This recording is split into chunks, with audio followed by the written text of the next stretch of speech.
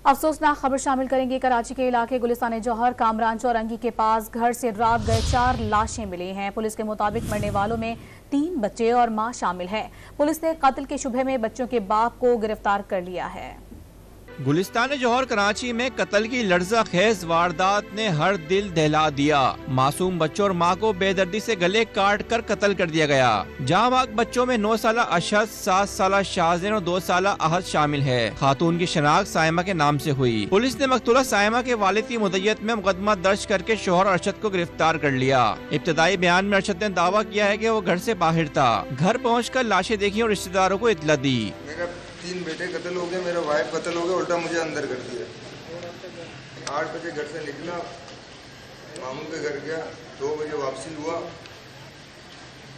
तो दरवाज़ा खोला, मैंने तीनों बेटों का कत्ल हो चुका था, गर्दनें कटे हुए थे, उनके वाइफ का भी गर्दन कटा हुआ था। मुलजिम के भाई इमदाद ने इल्जाम आयद किया कि अरशद आइस नशे का आदी है। नशे की आदी था, नशा करता था, ठीक है, और कारोबार केबल का था उसका, ठीक है। और मैं 9 बजे 10:30 बजे मतलब घर आया मौसमियात से। 1-1:30 के दरमियान गेट की आवाज़, ठक ठक की आवाज़ आया। मैंने बोला कौन? कहते भाई मैं हूँ। जब मैं उठा देखा, मैंने खैरियत? कहते मेरे बच्चों के गर्दन किसी ने काटा। मतलब भाई मजाक नहीं करना, क्या बात है? कहते नहीं, असल में आके देखो गर्दन कटे में, भाभी का तेरा बच्चों का। पुलिस ने कत्ल में इस्तेमाल होने वाली छुरी कब्जे में ले ली है। मकतूलिन की लाशों का पोस्टमार्टम भी मुकम्मल कर लिया गया है।